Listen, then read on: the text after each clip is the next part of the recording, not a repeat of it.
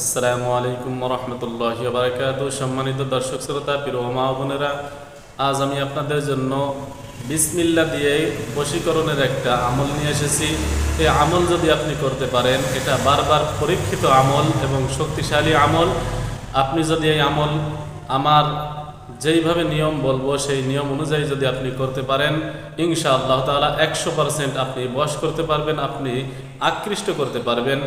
যদি আপনার সন্তানকে আপনার প্রতি আকৃষ্ট করতে হয়, বা আপনার স্ত্রীকে আপনার প্রতি আকৃষ্ট করতে হয়, বা আপনার স্বামীকে আপনার প্রতি আকৃষ্ট করতে চান, তাহলে আজকের এই আমল আপনার জন্য শ্রেষ্ঠ আমল। সে আমলটি হলো বিসমিল্লাহ দিয়ে আপনি বশ করবেন। কিভাবে? এর নিয়ম হলো, আপনি যেদিন এই নিয়ত করবেন সেদিন আপনি রাত 12টার সময়, 12টার পরে আপনি ঘুম থেকে উঠবেন। ওঠার পরে আপনি তাহাজ্জুদের নামাজ পড়বেন। তাহাজ্জুদের নামাজ পড়ে আপনার শরীরটা আপনি বন্ধ করবেন 4 কুল।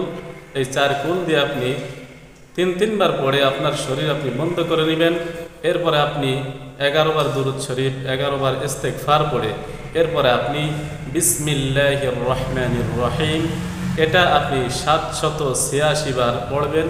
পড়ার পরে শেষে আবার আপনি আস্তাগফিরুল্লাহ এটা 11 বার এবং দুরূদ শরীফ 11 বার পড়বেন।